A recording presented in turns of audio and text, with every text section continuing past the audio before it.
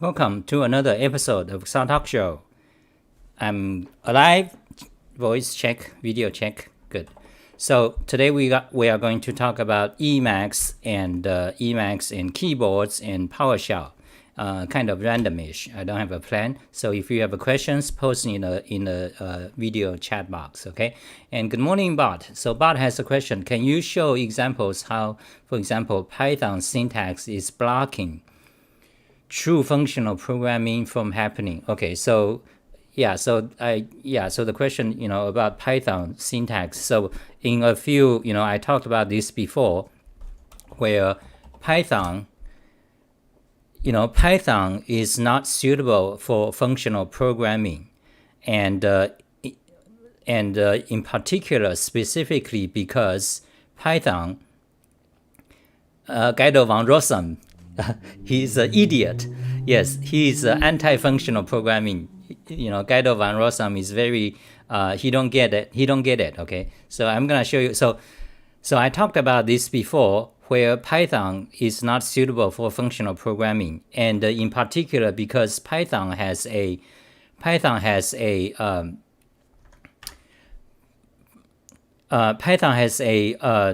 crippled Lambda. Okay, so you go to my website xahTV.info, and here is a bunch of articles, programming tutorials, Python, Golang, and so on.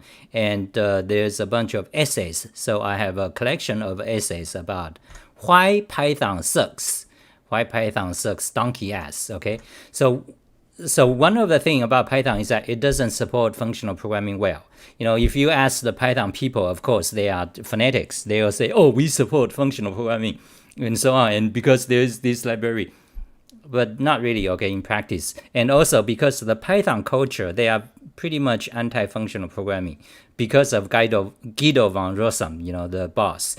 So if you, in real life, in practice, so there's another aspect about what does it mean when programming support functional programming. So let me go on, okay, I rambled a little bit, but let me cover the whole thing.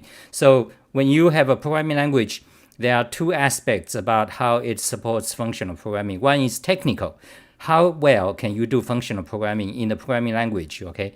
And the other aspect is social, the culture of the language, of the community. For example, in Python, I would fail in both parts. So for example, Python doesn't really support functional programming, okay? But however, if you ask the Python phonetics, they'll say they support it. Now, even if Python, the language, supports functional programming well, but it's not accepted in real life, in practice, because you go out, you work for Google. Google is a company where Python is their main scripting language, for example, and lots of other places uses Python. Python is very super popular, because of Google. I talked about this before.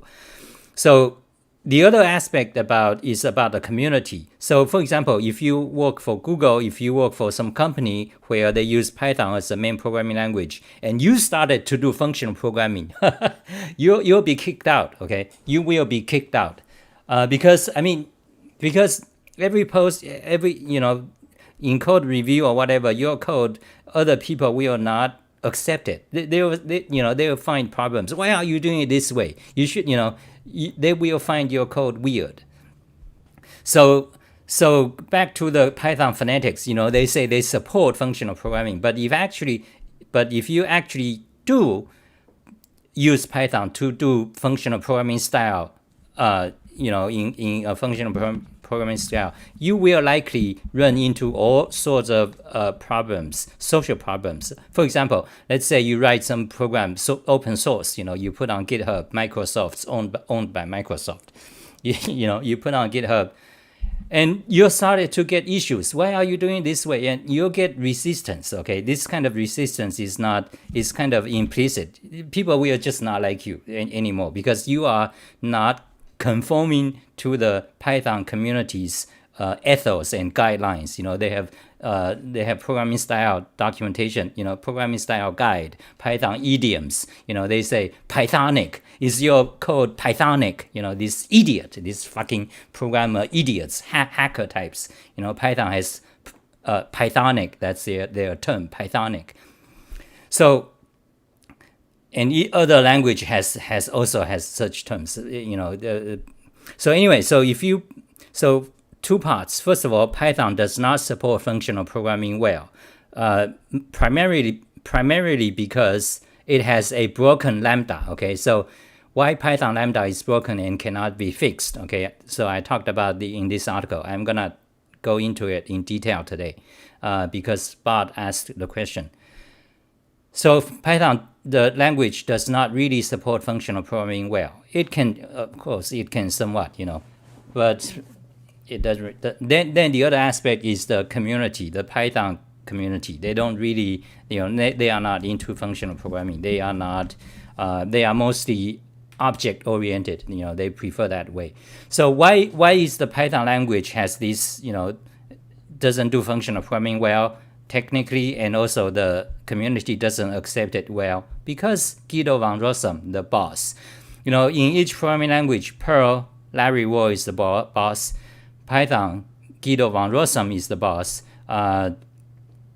Clojure, for example, Clojure, based on Java Virtual Machine Clojure, the Lisp language Clojure, they also have, there's also a boss, Rich Hickey, so let me show you. Okay, so Hacker Code. So programming languages. Okay, so let's go to Hacker Code, programming language tutorial. So here's a bunch of programming languages. Clojure, the boss is Rich Hickey. So anyway, so each programming language, they have a creator. Okay, PHP's got a creator. I forgot his name. He's not, the hacker type.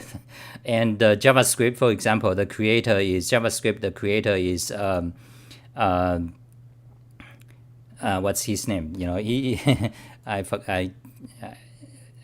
What's the JavaScript creator's name? I forgot at the moment. Anyone? So anyway, so let me get back to focus. Okay, so each language has a creator. For example, Wolfram language, the creator is Stefan Wolfram, which I highly like and respect in compared to the others. Okay, that's another topic. But anyway, so let's go back to, so for example, by the way, Rich Hickey said every developer should buy a copy of Mathematica because it will expand your mind. Okay, Rich Hickey, the creator of Clojure, said that exactly. Okay, so I did 5 videos about Mathematica, about Wolfram language. You should watch them in detail, starting about 2 months ago. So I digressed. So let's go back to Python. Okay, so Python. So let's now talk about why Python. Let's see. Why Python sucks. Okay, well, why Python Lambda does not, why Python Lambda is broken and cannot be fixed, and why is it because of the syntax. Okay, so let me address this question now. Now, first of all, why Python Lambda is broken? That's a, you can consider that as a claim. I claim that. Not just me, lots of people have said that. For example, here is a well-known computer scientist, Hal Abelson. Hal Abelson is one of the guys who wrote this very popular book, Structure and Interpretation of Computer Programs. Now, this book is, highly popular. It's also a meme. You'll see lots of, okay, let's show some memes. Sali, SICP, this one of the meme book in programming. So okay, so so let me show it. Okay, so let me digress. Okay, wizard book. Sometimes it's known as wizard book. Structure and Interpretation of Computer Programs. SICP. SICP. Okay. So let me show you. So here's the Japanese version, and also here comes the memes. There are quite a few of them. This starting about 10 years ago. Let's see, 2015. Yeah, these kind of memes began. There's quite a few. Began about 6 or 7 years ago. They put Japanese anime girls with some esoteric computer science books or things like that. So anyway, so this book, by the way, this book I highly recommend it. This book I read in 1998. There are 4 chapters of this book, and I read the first 3 chapters, okay, in 1998. In 1998, I was a top master of Mathematica, okay. Where's my articles? Shit, okay, so let me show you. I want to show you my articles. So in 1998, I was a top expert of Mathematica, and I talked, watch my videos. Okay, so Mathematica is one of the Lisp, so it's in fact it's the most powerful Lisp in the Lisp family. You could say that. So in 1998, because I began my career as a Mathematica programmer for about 7 years. Then I started to get into Lisp. So in 1998, I read this book. This book is using Scheme Lisp, one of the dialect of Lisp as the language to teach you about concept, about the it's not like technical details like Linux. How do you use Bash? How do you program Python? Which function to call. It's not about that. This book is about more general concept, the meaning of programming, the meaning of computing.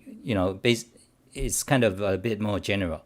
On the other hand, let me digress. If you read lots of Stefan Wolfram's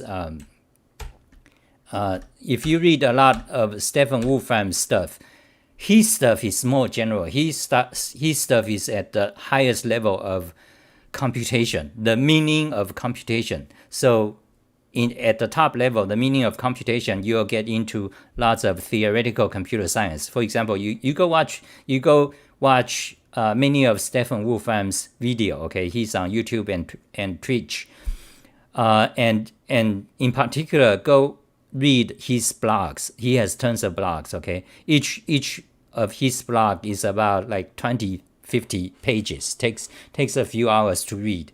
So if you read Stefan Wolfram's blog, it's he's talking about computation, the meaning of computation at the highest level sense. Okay, and so lots of things he'll talk about is, for example, combinators, lambda calculus, theoretical computer science, the meaning of computation, and that in turn ties into formal languages, the foundation of mathematics. And currently, starting last year, he's now doing meta mathematics or metaphysics, based what he calls a Wolfram physics project, which I started to look into. Very interesting. By the way, I digressed a lot. I'll get back to Python. Okay, very interesting, highly interesting, because the his project, Wolfram physics project.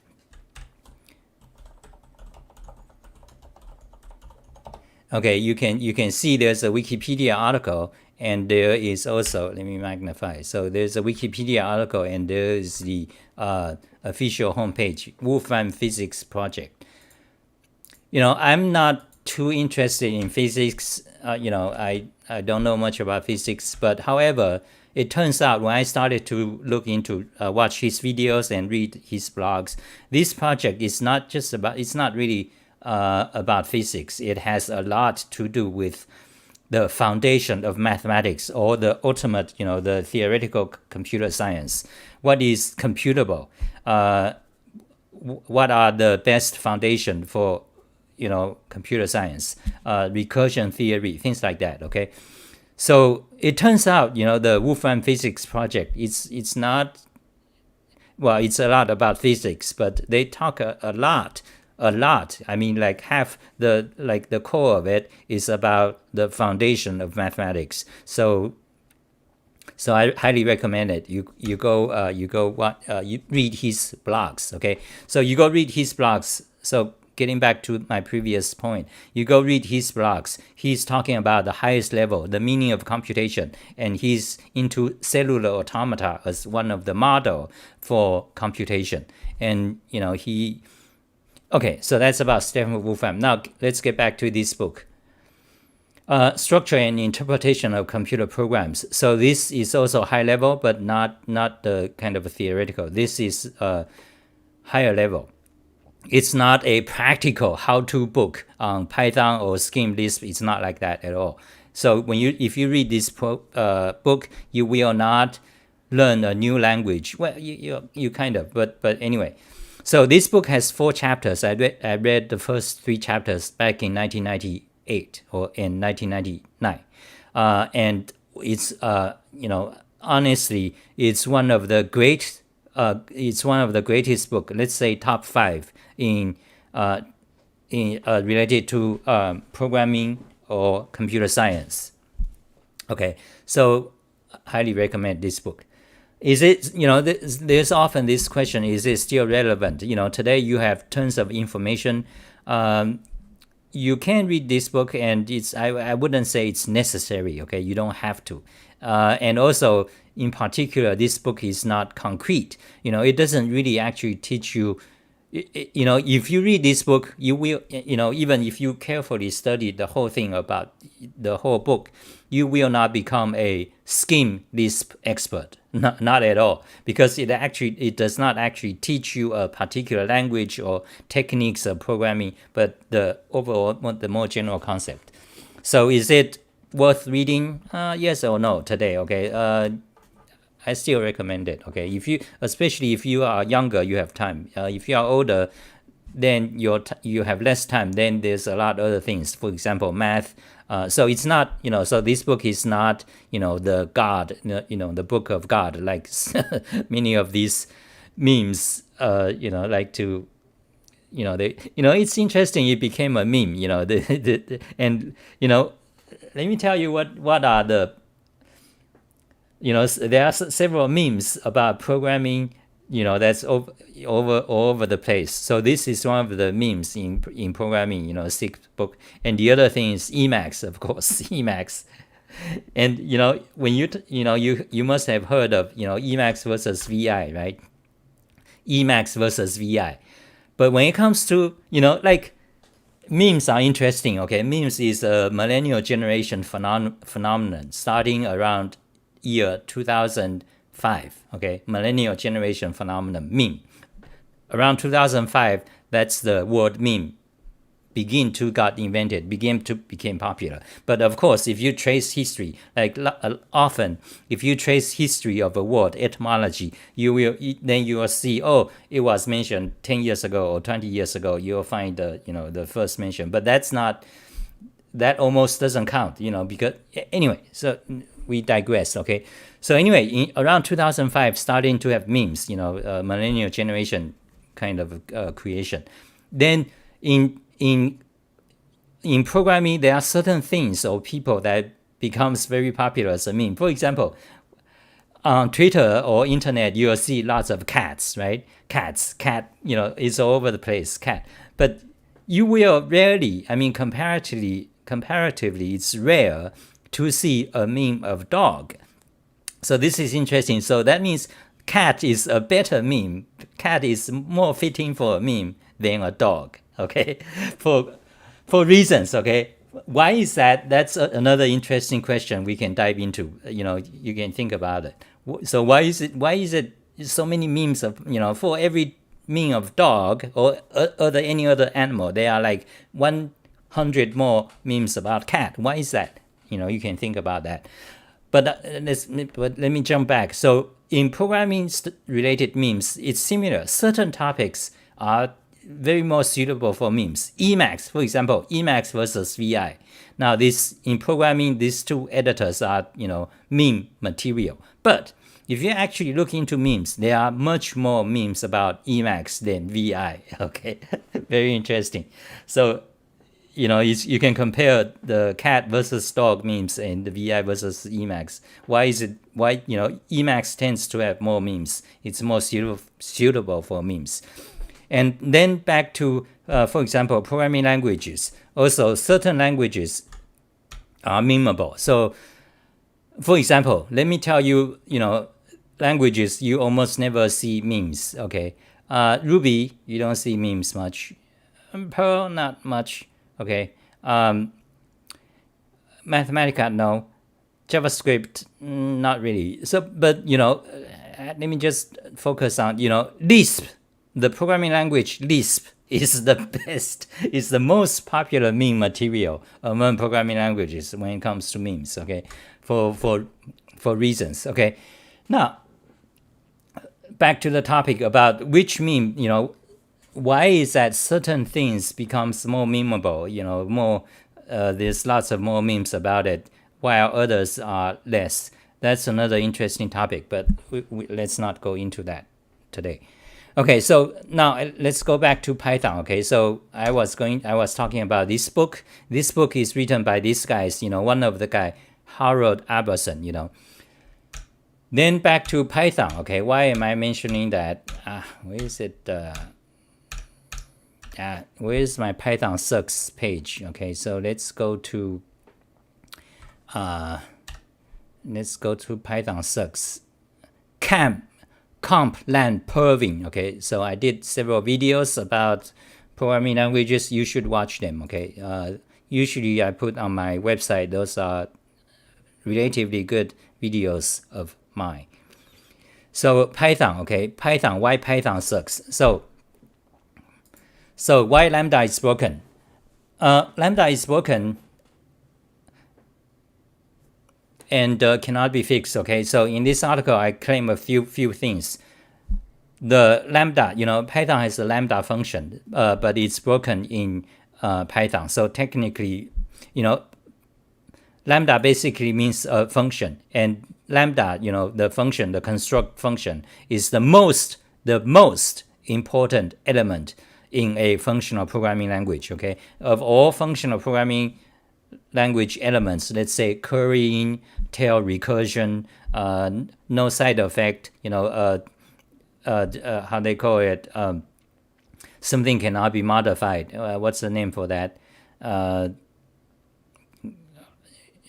Shit, I'm getting old. I forgot the terms.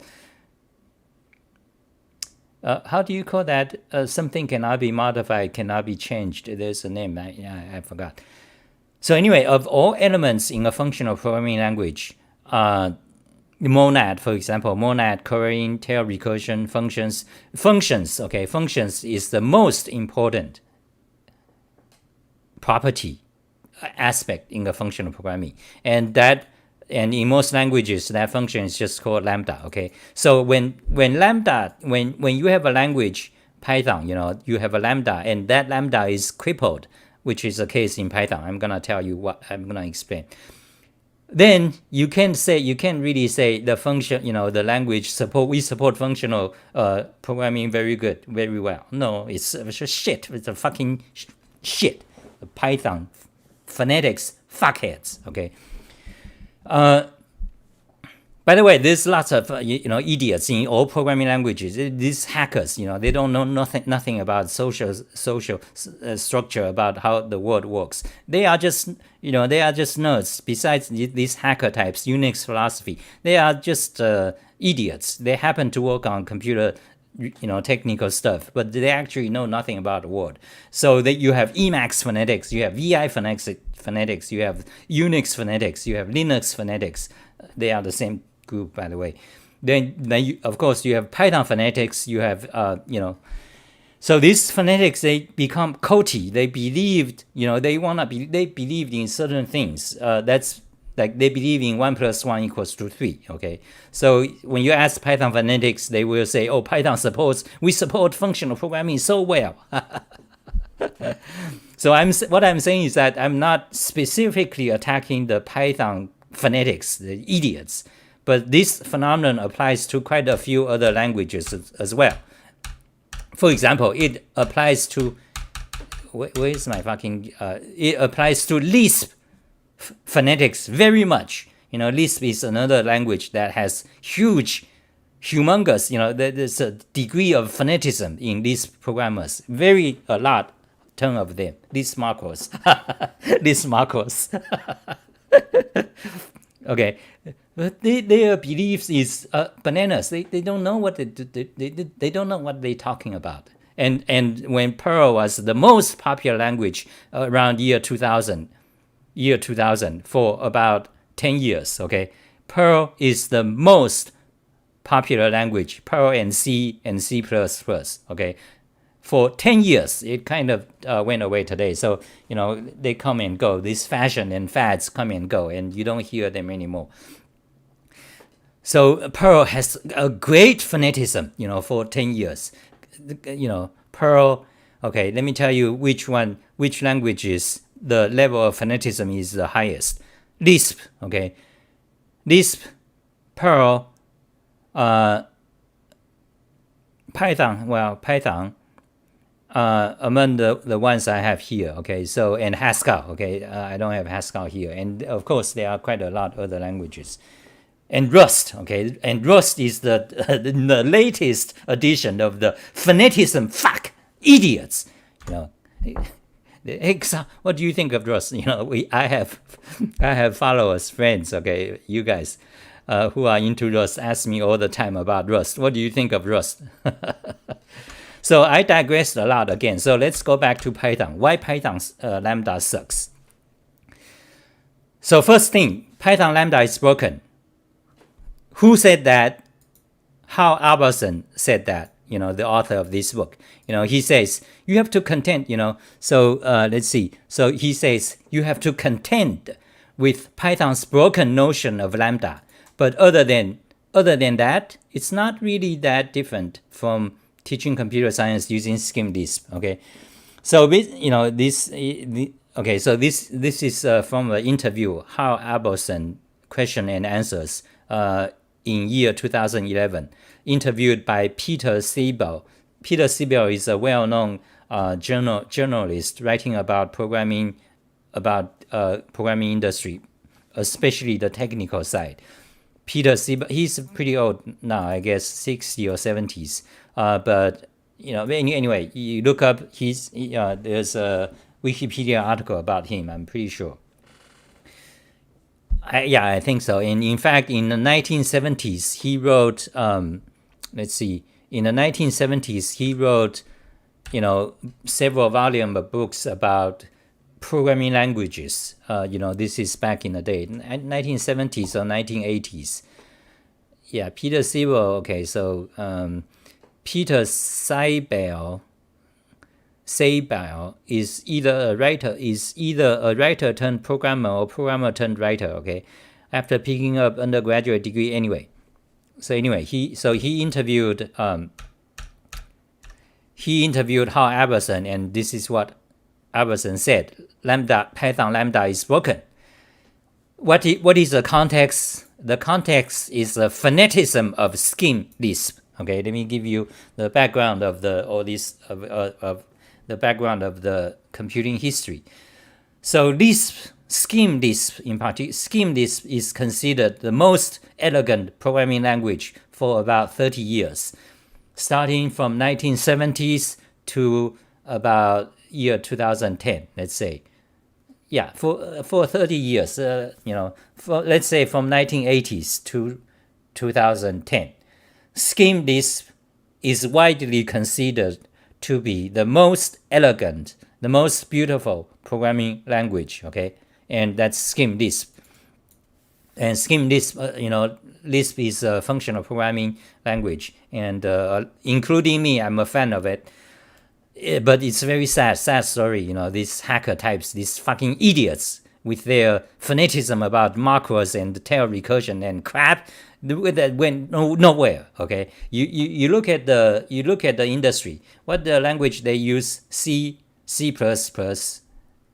Java, Python, PHP, JavaScript. The worst. Fuck. That becomes the most popular. Now, if SchemLisp is the most beautiful language and Haskell and all these phonetism fucks, so where's my? So, for example, Lisp, Scheme, Rust, Haskell. These people, their phonetism is very high. They think their language is really best. Why is that? Why the fuck is that? After 30 years, that you guys are nowhere. SchemLisp. What the fuck? What the fuck is SchemLisp? People don't know. but even the phoneticism is died. The language is like basically dead. That's okay. In my XahTV's opinion, that's because these hacker, these phonetism fucks, they have no idea what's going on. All they know is that they have they want to promote their things. They want to promote it. But if you insist, if your idea is incorrect, 1 + 1 = 3, and you push that idea, what happens? You got fucked. That's what happens. That's why scheme Lisp, Haskell, Lisp in general, they go nowhere. Dead. Okay, common Lisp, dead. While language like PHP, JavaScript, that every hacker, this phonetism, these people, the Lisp phonetics, the Python phonetics, they despise PHP. They badmouth about PHP and JavaScript for about 15 years. But however, they become the most popular language used everywhere. That's a phonetism. That's a harm of phonetism, and that also includes Emacs, the Emacs phonetism fuckheads. They made Emacs die. You go to the online today, YouTube, Emacs conference, you'll see lots of these people. Emacs can do everything. Oh my God, Emacs is the best language, but in fact it's the worst. Fuck. But they don't improve. They have lots of problems. So it's dead. Among their little community, like me, me and you guys, 10 people. Yeah, Emacs is the best thing. But outside of it, the 7 billion human animals on this earth, what is Emacs? They don't know. So back to Python. Let's focus on this topic for today's whole talk show. Back to Python. First of all, Python Lambda is broken. Okay, that's one thing. Now, let me explain technically why is it broken. Okay, so I have quite a few things to explain. One, I want to show you with code. Okay, with code. I haven't coded Python for a long time. So what is this page? Let's go to today's talk show. So let's go to Python. Let's say Python 3. Okay, let's start to code Python. Print 3, magnify, run it. Python 3, you need parentheses. The Python idiots, the Guido van Rossum. Guido van Rossum has a vision. He thinks his language is the best. So Python 2 has lots of problems. Because every language has kind of problems, piles of baggage because accumulated. Because when you begin to design a language, you thought this way is better, but it turns out it's not. Usually you have that. So Python. So Guido van Rossum decided, my language is the best language for education and the most clarity, and I'm going to get rid of the words I don't think that's good. So I'm gonna start a new, fresh Python 3, incompatible with Python 2, and the result turned out not so great. A lot industrial Python code is still Python 2 after 10 years, more than 10 years now. So anyway, Python 3, okay, so Python 3 Lambda, okay, so I haven't coded Python for about a year or two. Lambda, so Python Lambda, so Python Lambda sucks, okay, it's broken. So why is that? How do you shit, I don't even remember what how do you okay, this is when you go to XahPython tutorial. I haven't coded Python for a year or two, for two or 3 years actually. Python Lambda. So actually I can tell you if I think about it. I haven't coded Python for a long time. So let's click on function, okay? Now wait, do I actually cover Lambda at all? Lambda sucks so badly that I don't even cover it. Okay, so what am I doing? I need to code Lambda, okay?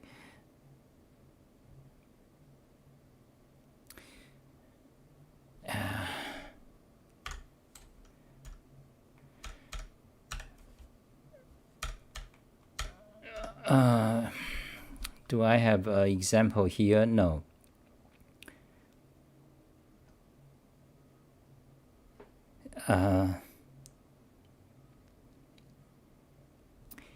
Yeah, let's just try. Okay, so let's just try something. Okay, so let me anyway. So what for the rest of the video, what I want to cover is actual code of Lambda.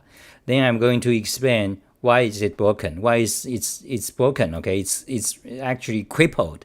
It does only some of the things that Lambda is supposed to do. Okay, crippled. It's a crippled function.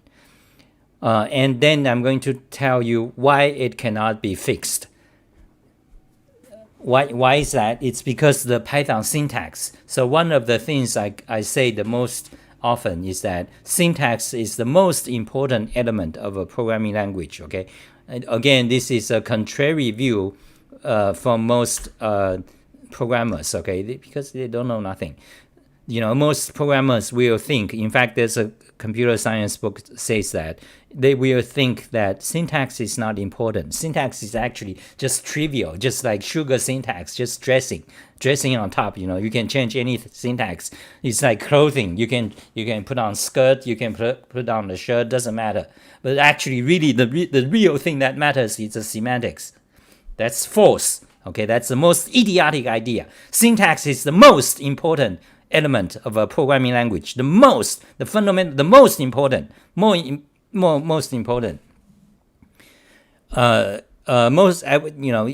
than semantics. Okay, that will require some explanation. Okay, syntax soup. Okay, syntax is the most important aspect of a programming language. The quality of a programming language can be judged by how much of it can be explained by its syntax alone.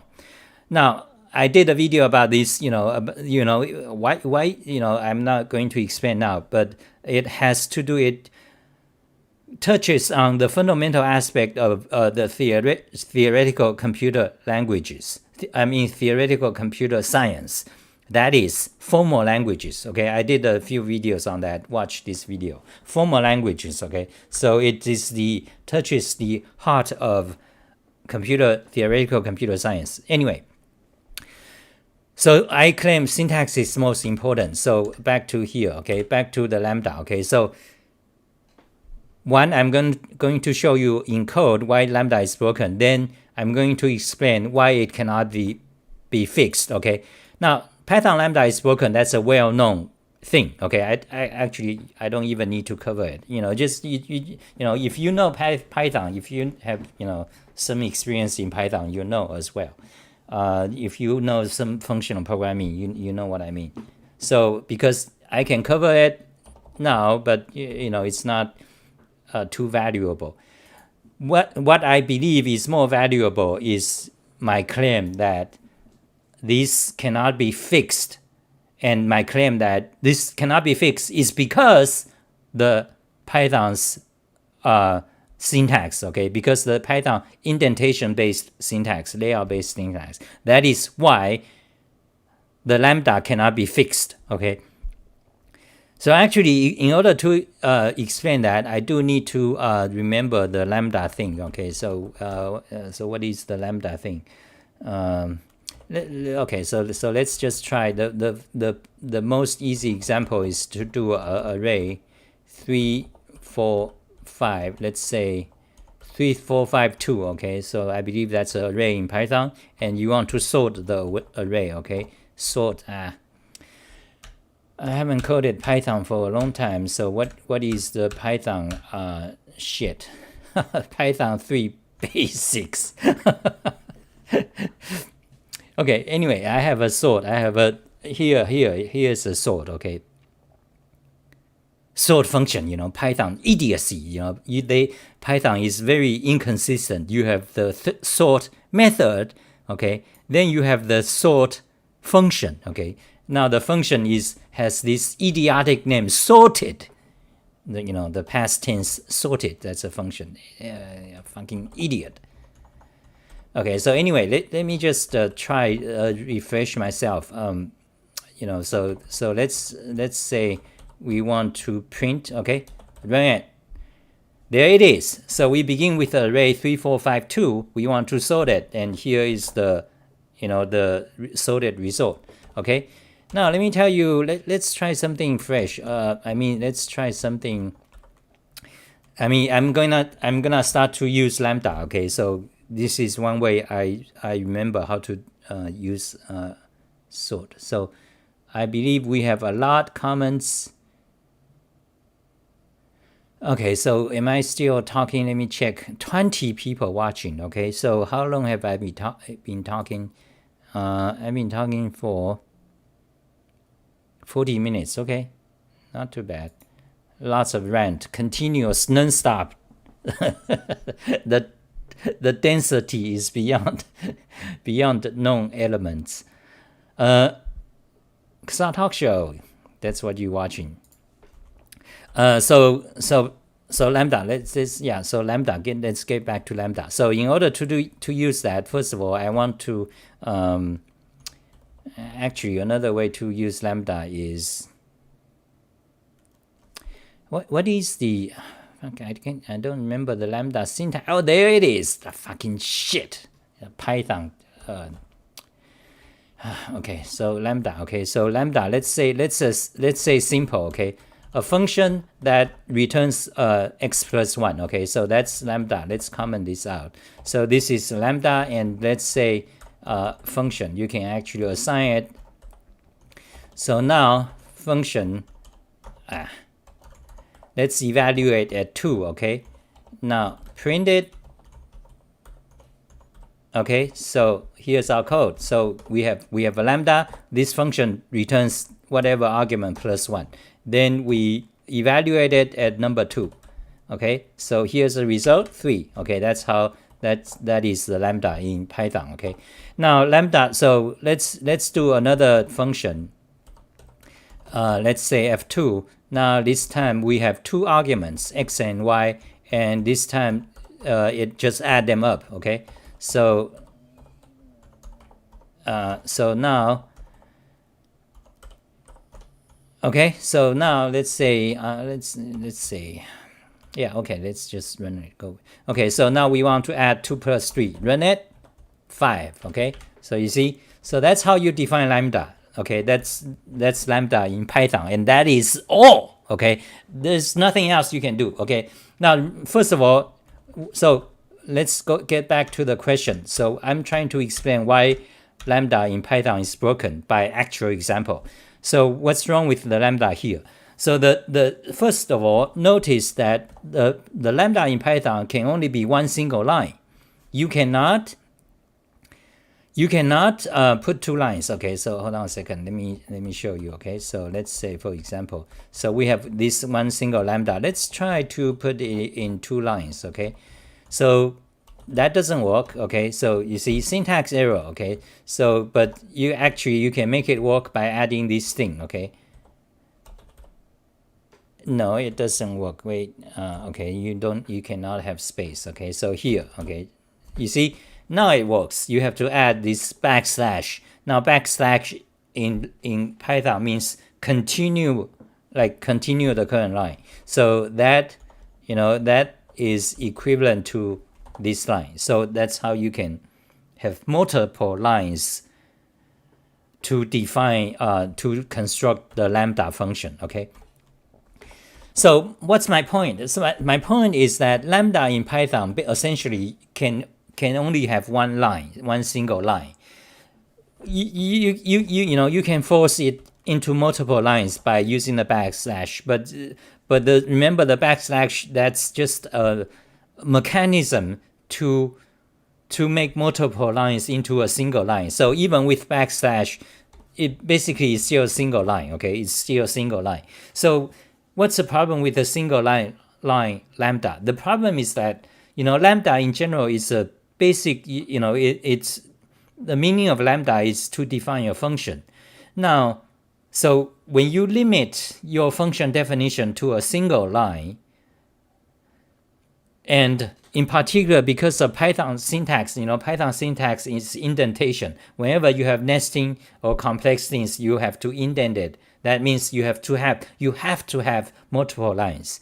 So when you have a Lambda, when you have a way to define a function, and it must be only one line. But however, the Python syntax require multiple lines because whenever you have complex things, you need indentation. That means you need multiple lines. So you cannot use Lambda to define arbitrary function, in a practical way in real life. The only time you use Lambda in Python is when the function is very simple, like our example. Okay, so adding, add 1 or x plus 1. Basically, in practice, the only time you use Lambda in Python is when the function is very simple, one single line that fits one single line. Otherwise, you cannot use Lambda. Okay, so let me explain what's the significance of this. So Lambda is a way to define a function, right? It's the most important element in a functional programming language. So because functional programming, everything is a function. You chain functions together to make your program, okay? Your entire program consists of function definitions and evaluation of those functions. So functions is the core element, the central part of your code, your source code, okay, your program in a functional programming language. But now you are saying, in the case of Python, you are saying all your function must be simple functions only. You cannot have complex functions. What the fuck is that? You cannot write programs in this language, okay? So that is why Python Lambda is broken. So you cannot use Lambda. So when you cannot use Lambda, what do? You use the definition, okay? The more proper way. I don't remember the Python syntax, okay? Define, okay? So that's how you do it, I guess. X plus 1, okay? So define function x f3, okay? So this is how you define a function properly in Python. Okay, let's try it.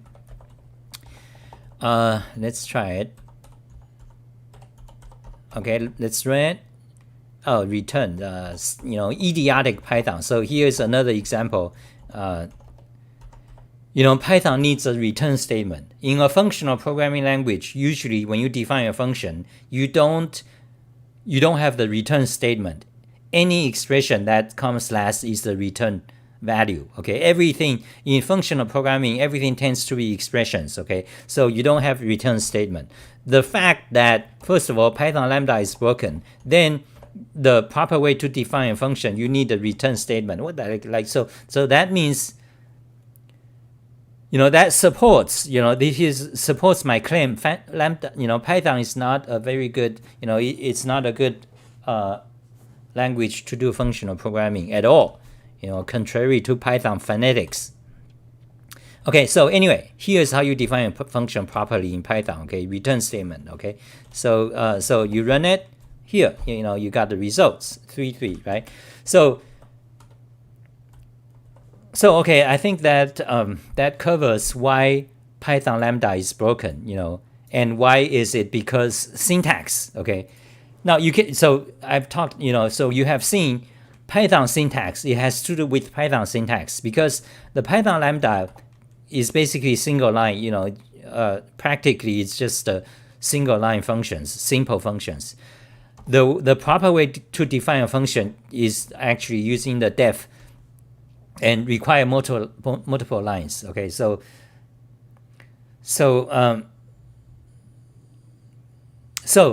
that tells you, okay, Lambda is broken. Okay, so in practice, you whenever you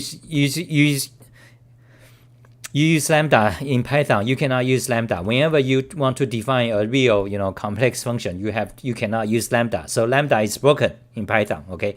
Now the second part, it cannot be fixed. Okay. So now this comes interesting. Okay. So suppose you are Guido von Rossum. You received many complaints from the functional programming phonetics. They say Python Lambda is sucks. can we in next version of Python 3, Python 3000, okay, here is Guido. Guido is kind of a passive aggressive guy, Guido von Rossum. He wrote an article. The fate of reduce in Python 3000.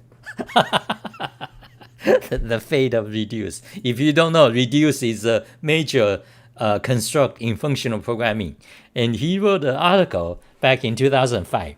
The fate of reduce in Python 3000. He's a passive aggressive guy. He doesn't like functional programming, but he's full of himself. He thinks that his opinion is the best opinion. So I analyzed his blog here. Anyway, so and there's a lot of story about this blog and the scheme people. Okay, the scheme people, Lambda in Python 3000. The scheme people also wrote a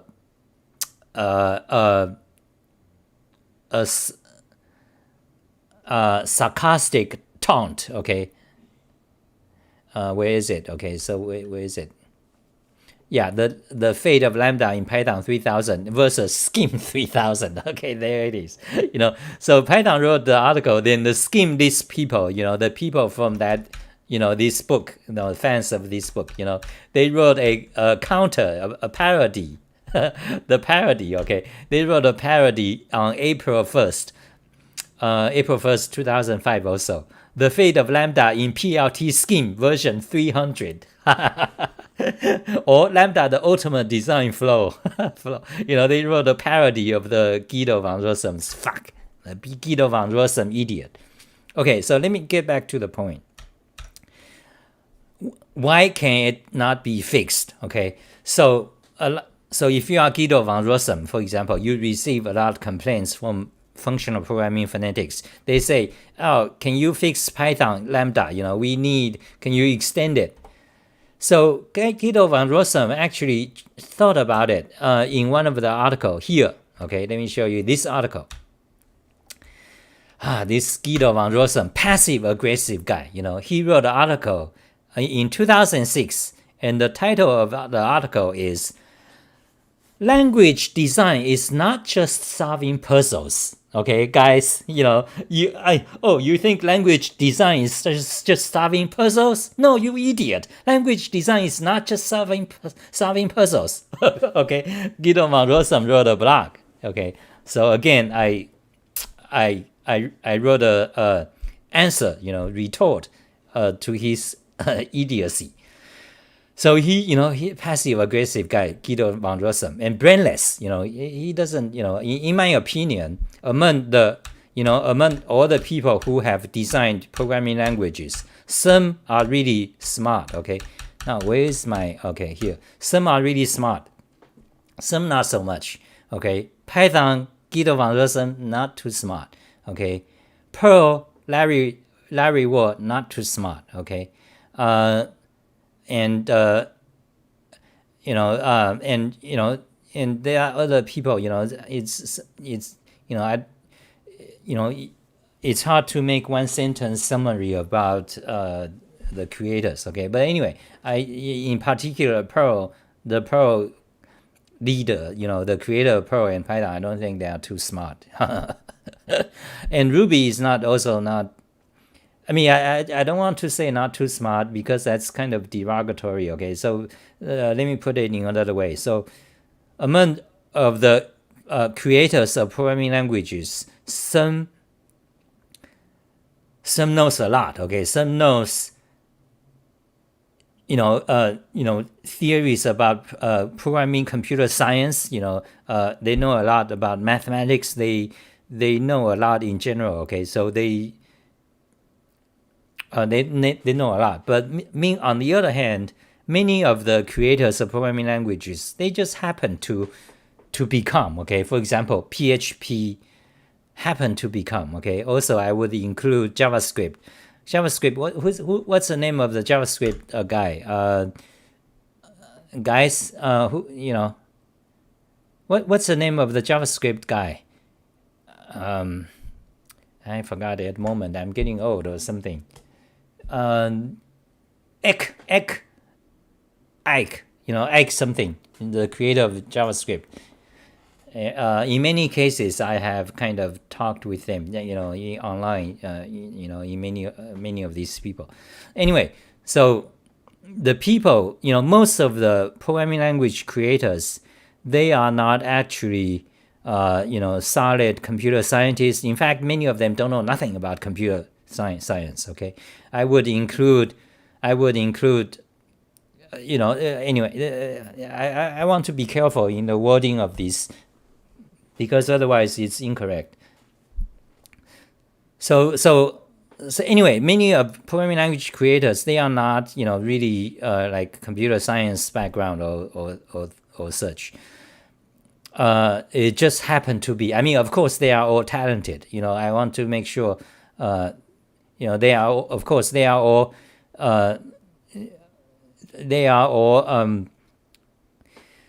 Not just talented. They are all. They did great things. They created things for for the benefit. Let's say for the benefit of humanity. Anyway, but they are not really great computer scientists. In fact, in many cases, they don't know much about theoretical computer science or much anything else. Anyway, so Perl, Python, PHP, JavaScript. These people, okay, I would say they don't, they did, they did great things, but they don't know much, okay. On the other hand, in contrast, okay, of the people I respect much more, would be, Wolfram language, Stefan Wolfram, Golan, Golan Rodpike, he's great. He's got great ideas, Anyway, this requires another hour talk and thinking because then about the creators of programming languages. But anyway, I want to make a point is that it's not difficult to create a programming language, okay, especially today. Like today, so because you have so many tools, you have compilers written for you, you have lots of information, Wikipedia, it's very easy.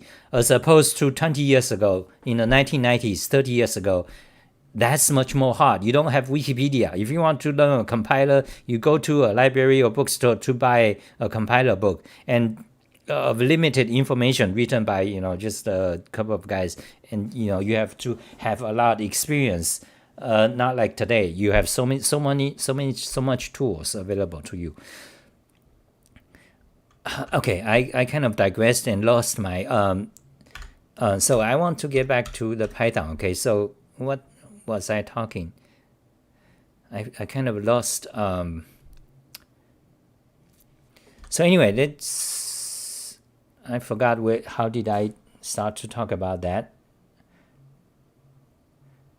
Brendan Eich, Brendan Eich is the creator of JavaScript. Yeah, so it's created, invented, and implemented in 10 days. Very, very well-known story, and that's true. So let's go back to Python. Okay, I hope I answered the question. So why is it broken? So yeah, back to the Guido. So he wrote an article, Guido van Rossum. He wrote an article about how to fix the Lambda in Python. Okay, so he wrote an article, Python Lambda. Language design is not just solving puzzles. I believe this is the article. In this article, he dived into. There it is. You see. Someone claimed, for example, today. He's kind of a passive-aggressive guy. So he says, for example, today someone claimed to have solved the problem of multi-statement Lambda. Okay, so basically in this article he is saying, people want him to fix Lambda, so that Lambda in Python can have multiple lines, so that it becomes an actual real construct for functions. And he's making fun of people, basically he says it cannot be done, okay? He says, he considered all the possible suggestions, and in his opinion, it shouldn't be done or cannot be done, okay? So there it is. He himself made that, kind of said that. It cannot be fixed and should not be fixed, okay, in his opinion. Python, Guido van Rossum, he wants to limit the lambda in Python to be just for simple functions, one single line functions. When you need multiple lines, don't use lambda. That's his opinion, okay? So it's broken. And why is it broken? Why is it cannot be fixed? Because the Python syntax. That concludes my thesis, my claim, okay? Python lambda broken. And why is it broken? That's well known, that's universally agreed mostly, okay? And why cannot it be fixed? It's because Python lambda syntax, okay? Because of the syntax of Python. And that ties to my claim that syntax is in fact very important. I would claim the most important element in programming language that needs some kind of context, because what do you mean by most important? How do you define what's important? But anyway, so at least I would say so. Syntax is one of the most important thing in programming language. And here is an example you see right now. Python has a broken lambda and it cannot be fixed because the syntax, the choice of syntax of Python, okay? Syntax is a very important element, okay? I think that finished the topic for today's talk show, which is Bart's question, okay? Okay, that's it. That's it today. I guess that's it today.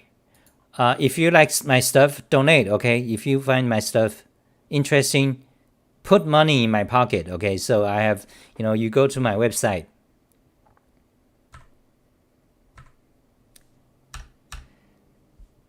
Okay, Python tutorial, open a new page. So you go to my XahTV.info and you'll see the donation button, the PayPal, and PayPal me, Amazon gift card me, Patreon me, put money in my pocket, okay? That is my message. And of course, you can also buy my Emacs tutorial and my JavaScript in-depth tutorial, okay? Emacs Lisp tutorial, okay? Thank you guys for watching. Now I'm going to read the comments for maybe 5 minutes and talk stuff, and that's it for today, okay? So let's see what you guys been saying.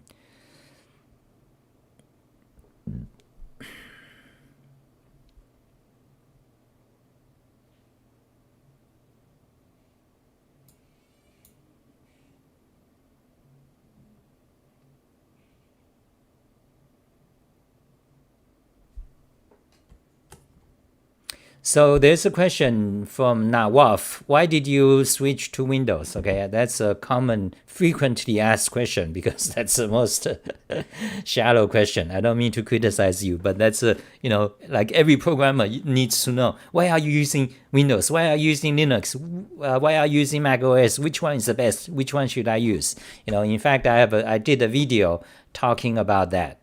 You search it about half a year ago or a year ago. So I'm on Windows right now.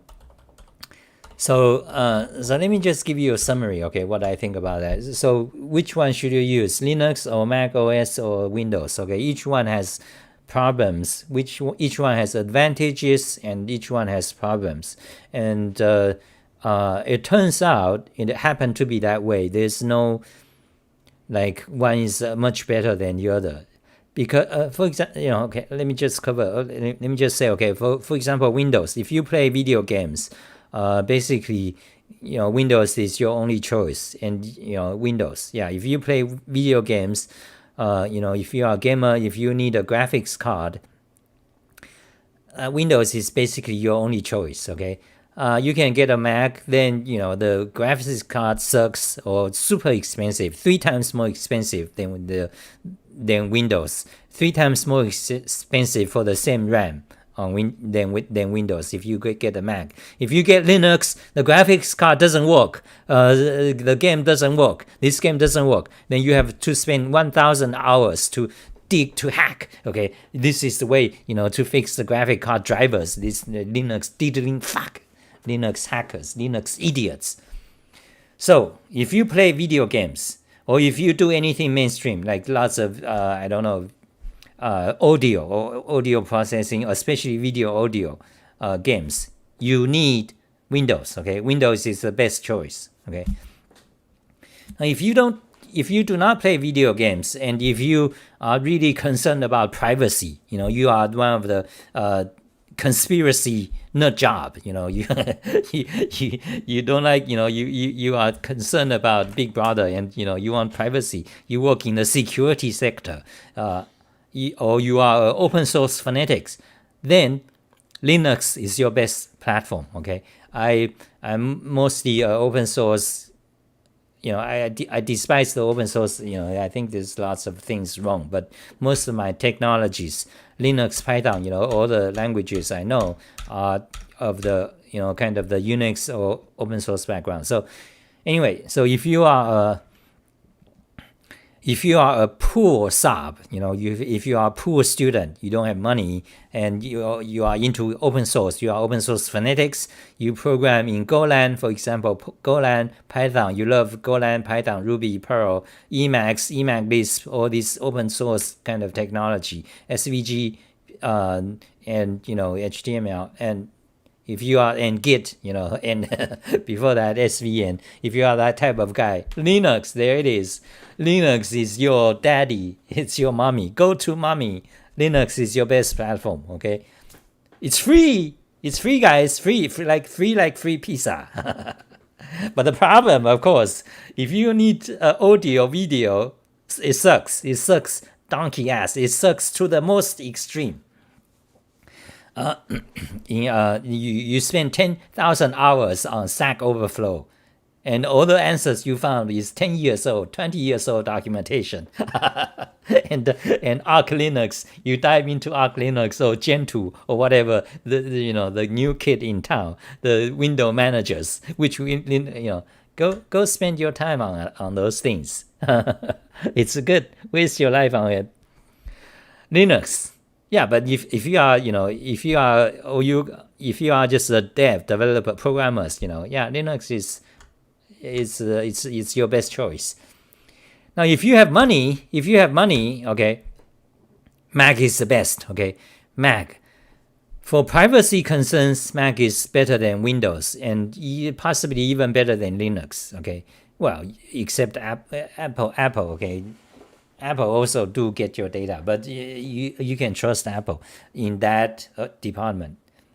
Not that much. But anyway, Linux these days you cannot even be sure what's going on, because the FBI, the CIA, the big government, the Google, they have code inside Linux. How do you know? You don't know. Unless you work with Linux kernel for 5 years, then you know the Linux you are using is trustworthy or not. If you are just a student, if you are just an open source fanatic, even if you are a great Python programmer, but you don't know Linux kernel, you don't know C, you don't know, you cannot trust Linux, because all the big powers, they have things, it's not so easy today to know who is trustworthy. But anyway, if you have money, Apple is the best platform. The best user interface by far than Windows or Linux. Everything just works. Mac, okay, but everything Mac is twice as expensive. Okay, if you want to buy the same mouse, if you are from the Mac community, it's like twice as expensive. The same thing, everything. Yeah, but then you have walled garden, everything. Just like rich people, elite. You live in a place, you have watchdogs. Take care of your garden, and thieves, So that's that. Linux, Mac versus, it's kind of that. Yeah, immutability. Oh God, I forgot the basic word. Immutable. That's the jargon. Immutability. when you cannot change, a variable. By the way, okay, that I digressed. I might talk another 5 or 10 minutes if I start to talk about that. There's a very interesting. Okay, so there's a very interesting thing about immutability, the concept of being immutable in different programming languages. Let me just say it quickly, okay? For example, in Golang and in Java, the meaning of, and much more than that, the meaning of what's in the immutability is language dependent. Also, the concept is also fishy, okay? Let me just quickly explain, okay? First of all, in Python, for example, Python, you have an array, okay, right? Python, you have an array, okay? So where is my Python code? So here is a Python array. Now, Python, in fact, in most languages, in Ruby, Python, Lisp, in JavaScript, in PHP too, array usually. So when you assign an array to a variable, it actually is a reference. That is the content of the X. They have the concept of references and pointers, the idiocy from C. So when you have for example, when you say X, let's say constant. Can you define constant in Python? I forgot if you can. I don't know if you can or not. But in JavaScript you can. In Golang you can also. But anyway, here's the question. Okay, when you assign something to X, okay, usually the value of X is actually a reference. Okay, it's like a number, the memory address or something. But then you can change the array. So if you can change the array element, does that mean? So the reference does not actually change. Actually, in Python, in JavaScript, let me show you. Okay, JavaScript. Okay, constant. Okay, let's save this as JavaScript. Okay, let's save this file. So here we have a array 3, 4, 5. Okay, that's a constant. Okay, let's not say constant. Let's say let. Okay. So you have 3, 4, 5. So actually, let's say constant. Okay, so you have a constant. Okay, now let's say X. Let's say the first one. Let's change it to 1. Okay, now print X. Okay, let's say that. Okay, so run it. You can see we changed it. You see, before the array is 3, 4, 5. Now the value of the array is 1, 4, 5. But I said here constant. Why it's supposed to be constant? When you have something declared a constant, that means you cannot change it. When you change it, it will give you errors. For example, let's say another constant. Okay, let's say if I run that, you see error. Uncaught type error. Assignment to constant variable. You see, but now you see this array, we changed the value, but it works. So what's going on? Well, the reason for that is because the value of array assigned to the X is actually just a reference. The reference doesn't actually change. So actually the value of X didn't change.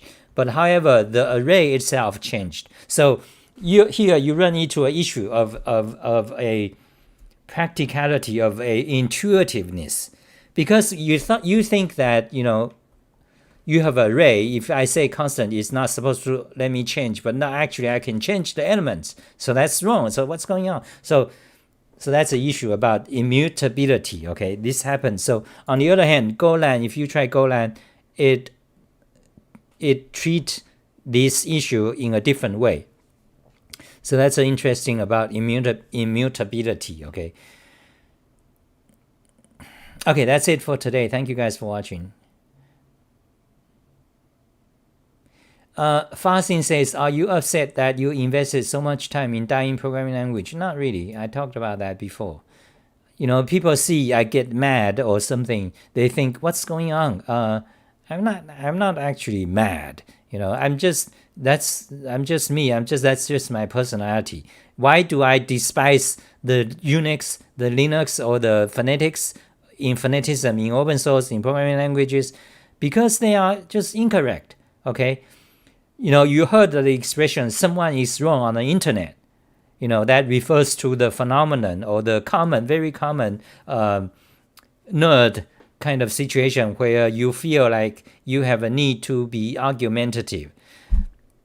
It's kind of a nerd quality, which exists in lots of you guys as well. I know you argue all the time.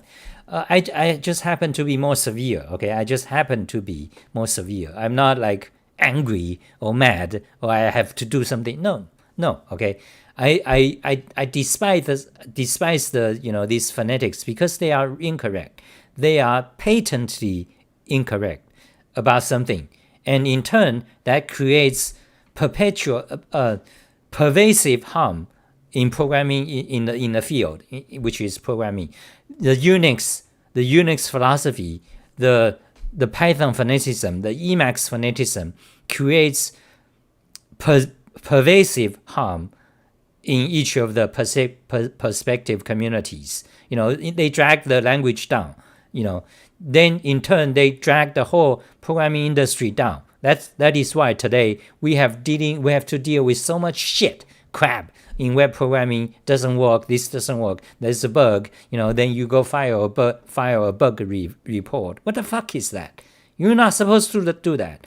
Computers is not supposed to create errors on the fly like humans do. Computers, it's code. It's not supposed to go wrong.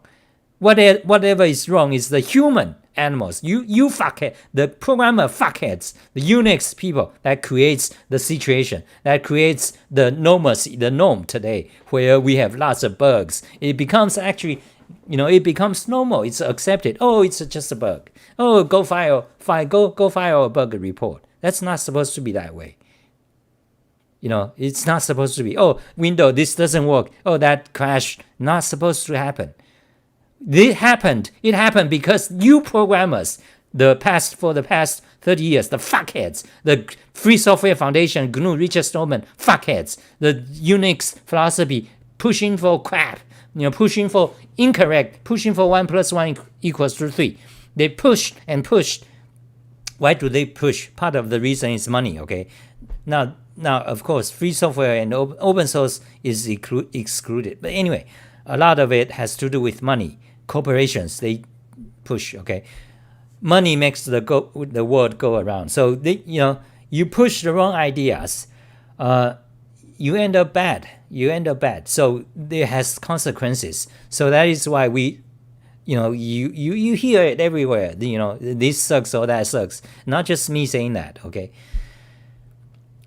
And I do have some personal opinions, which is particular to me, and which is not necessarily right. Okay, I'm not saying I'm always right. Some of my opinions might be extreme.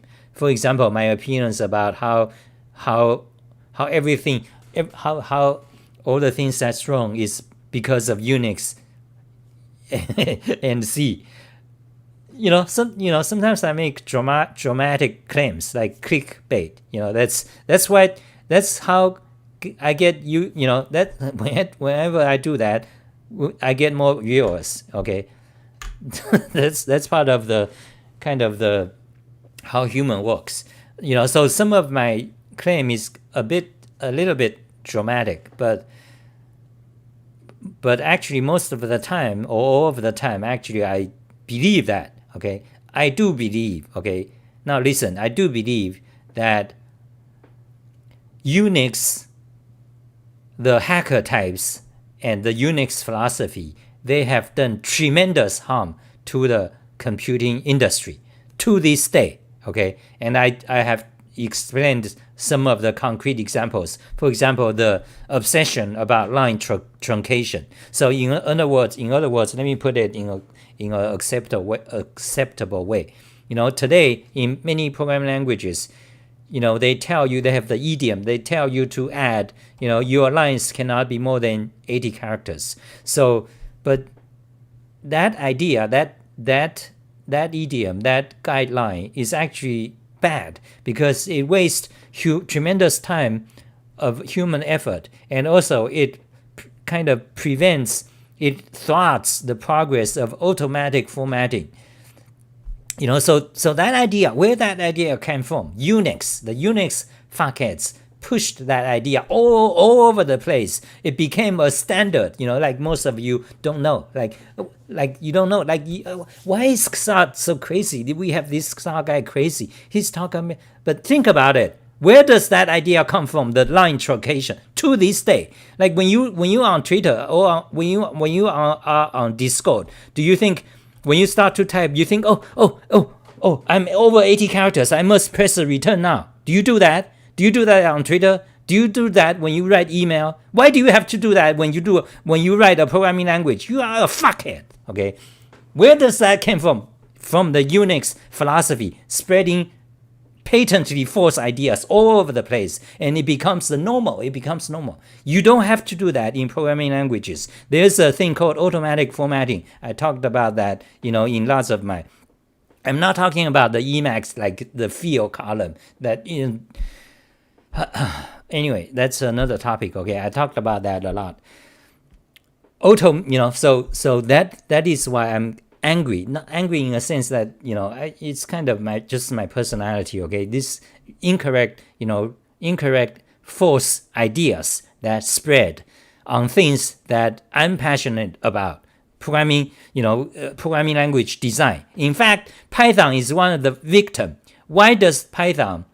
Let me tell you. Okay, since today we are talking about Python, why does the Python choose the syntax? Indentation-based syntax. Where does that come from? Okay, we can explain that in many ways, but a dramatic way to, in my opinion, that's because the Unix idiocy. Okay, why does Python, the Guido von Rossum, I mean, why does Python, and in fact, lots of Python derived, for example, YAML, lots of the template languages, based on the Python indentation. I have articles on that. Okay, I have quite a lot of articles on that. Why is it that? Why is that? Why does people do that? That I would say it came from the Unix philosophy, the truncation of lines, 80 characters, came from all the harm, all the pervasive. That's why I say it's pervasive harm. So we have now almost all languages are based on C syntax. Why is that? Because the C fuckheads, the C and Unix, pervasive harm, they spread. They become a standard. The Unix people tell everyone, you must do it this way. This is not the standard. It's harmful. It's incorrect, bad ideas. By technical, you can scientifically evaluate. Those are bad ideas, but it becomes pervasive. It's normal now. And anyone who do not believe that, you think it's crazy, like me. Okay, so let me get back. So why is Python indentation based? Well, that came from one of the idea that lines should not be more than 80 characters, because more than that it's hard to read. But people don't get it. The point is that you need to have automated formatting. That's the thing. You don't want actual. Let me turn on the. You see the line return. You don't want actual that. You want flexible formatting, like for example, Mathematica or LaTeX. Anyway, that's gonna take me another hour to talk about. Okay, so anyway, that's it for today.